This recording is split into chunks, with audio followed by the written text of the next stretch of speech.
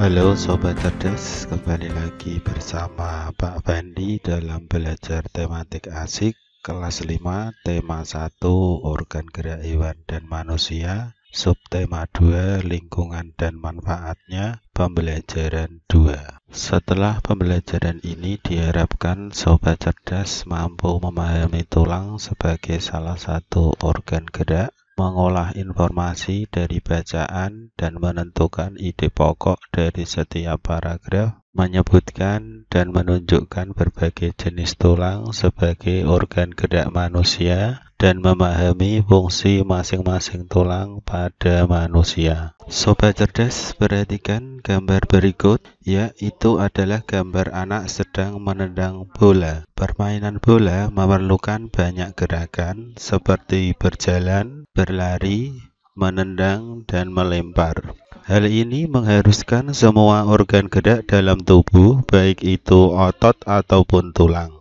Kedua alat gerak tersebut bekerja sama dalam melakukan gerakan sehingga membentuk suatu sistem yang disebut sistem gerak. Sobat Cerdas, sekarang ayo mengamati sistem gerak manusia.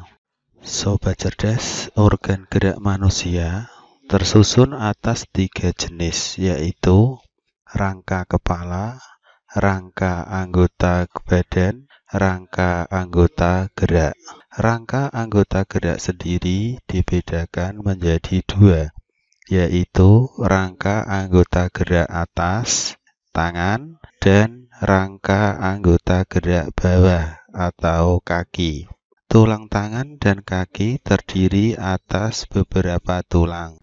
Sobat Cerdas, sekarang kita kenali dan tunjukkan nama-nama tulang melalui gambar berikut. Yang pertama, tulang pada lengan manusia. Tulang lengan atas, tulang hasta, tulang pengumbil, tulang pergelangan tangan, dan tulang telapak tangan. Selanjutnya, rangka anggota gerak bawah, yaitu tulang pada kaki manusia. Tulang paha, tulang kering, tulang betis, tulang tempurung lutut, tulang pergelangan kaki, tulang telapak kaki, dan tulang pada jari kaki. Sobat Cerdas, kalian telah belajar tentang organ gerak manusia yang berupa tulang. Sekarang untuk memahami lebih lanjut tentang organ gerak manusia, kita akan mencoba membuat model sederhana rangka manusia dari bahan bubur kertas. Adapun langkah-langkahnya adalah sebagai berikut. Yang perlu kalian siapkan adalah alat dan bahan seperti gunting, ember, kertas koran, kawat kasa, padi kanji, dan cat warna dan kuas. Selanjutnya, kalian membuat kerangka patung dari kawat kasa. Kira-kira bentuknya seperti gambar berikut. Dilanjutkan, memotong-motong kertas koran menjadi serpih-serpihan. Kemudian kertas koran direndam ke dalam air yang dimasukkan dalam ember. Setelah direndam, serpihan koran menjadi lembek. Angkat dan tumbuklah sampai halus dan campurkan dengan perekat dari padi kanji. Aduklah hingga berbentuk bubur, namun jangan terlalu encer. Selanjutnya, tempelkan bubur koran tersebut pada rangka kawat. Setelah jadi, keringkan dengan cara diangin-anginkan Jangan dijemur langsung di bawah terik matahari agar tidak retak.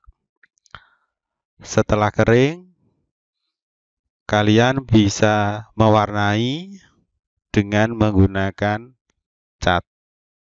Sobat cerdas, kita telah mengetahui organ gerak manusia, terutama tulang. Sekarang kita akan mencari tahu fungsi dari masing-masing tulang tersebut. Kita mulai dari tulang lengan. Tulang bagian atas terdiri dari tulang lengan atas. Fungsinya tempat menempel otot utama yang menggerakkan bahu dan siku. Yang kedua, tulang hasta. Fungsinya mendukung lengan bawah dan memungkinkan untuk bergerak. Tulang pengumpil fungsinya membentuk persendian pergelangan tangan. Selanjutnya, tulang bagian bawah atau kaki. Terdiri dari tulang paha. Fungsinya menghubungkan tulang bagian pinggul dan lutut untuk menyangga badan pada saat berjalan. Yang kedua, tulang tempurung lutut. Fungsinya melindungi lutut. Yang ketiga, tulang betis. Fungsinya untuk menyangga badan agar kuat dan seimbang, serta tempat melekatnya otot kaki. Yang keempat, tulang kering. Fungsinya menghasilkan sel-sel darah merah dan menyediakan mineral, partikel, dan fosfor. Fungsi organ gerak manusia sangat banyak. Hampir semua aktivitas manusia tidak terlepas dari organ gerak. Bukan hanya dalam permainan sepak bola saja. Kita bisa mengambil contoh yang lain, misalnya berenang, berlari, berjalan, dan aktivitas-aktivitas olahraga lainnya tidak terlepas dari organ gerak. Sobat cerdas, berbagai aktivitas dapat kita lakukan dalam kehidupan sehari-hari. Semuanya itu tidak terlepas dari karunia Tuhan yang memberikan kelengkapan dan kesempurnaan fungsi bagian-bagian tubuh kita. Bagaimana caranya kita mensyukuri karunia Tuhan tersebut? Untuk lebih jelasnya, marilah kita baca bacaan yang berjudul Penyandang Cacat yang Sukses. Setelah itu, kita tentukan ide pokoknya dari tiap-tiap paragraf.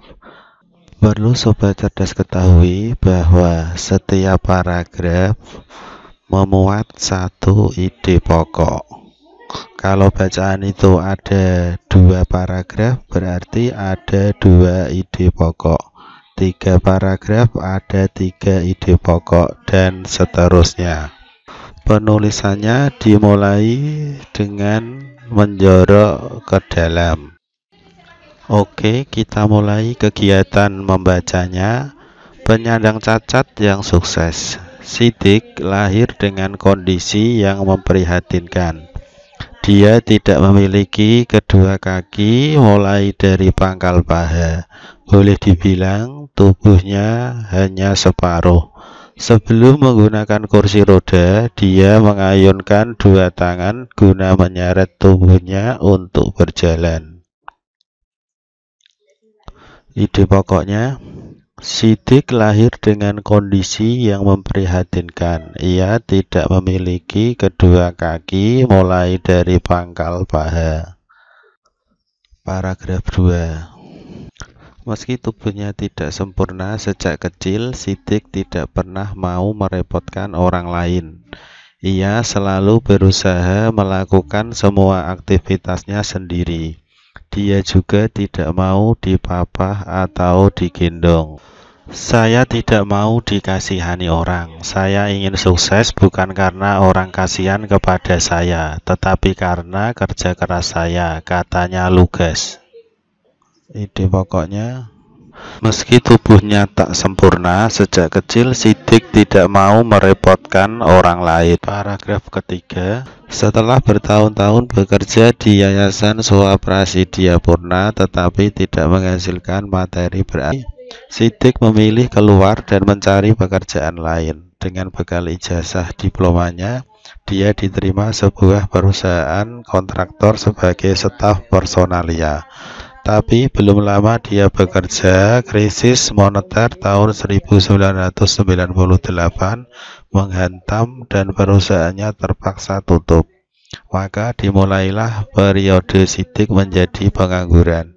Tetapi dia tak mau lama-lama menganggur. Sidik mulai mengikuti berbagai kursus keterampilan yang diadakan oleh Pemda DKI bagi penyandang cacat.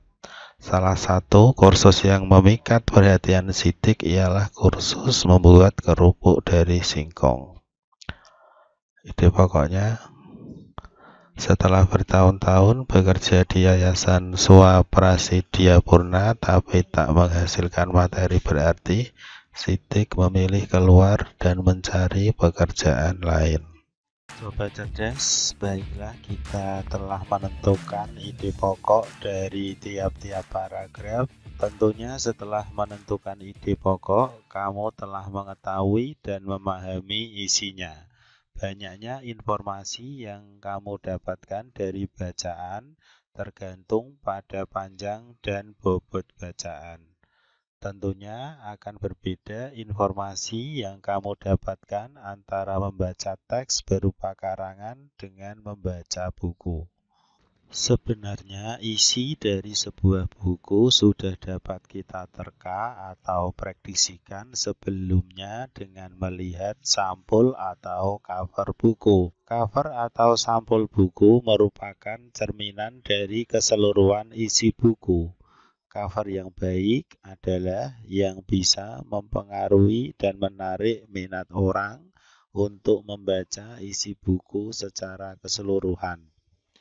Untuk itu, maka sebuah cover harus memenuhi unsur-unsur berikut. 1. Terdapat judul dengan pemilihan jenis huruf yang menarik dan mencolok. 2. Terdapat kalimat penjelas judul yang singkat dan mudah dipahami. 3. Terdapat nama penulis. 4. Terdapat identitas penerbit. 5. Menyertakan gambar yang menarik. 6. Terdapat sinopsis isi buku pada sisi belakang. Dan 7. Terdapat identitas buku pada punggung buku. Demikian Sobat Cerdas belajar tematik asik bersama Pak Fendi. Jangan lupa belajar.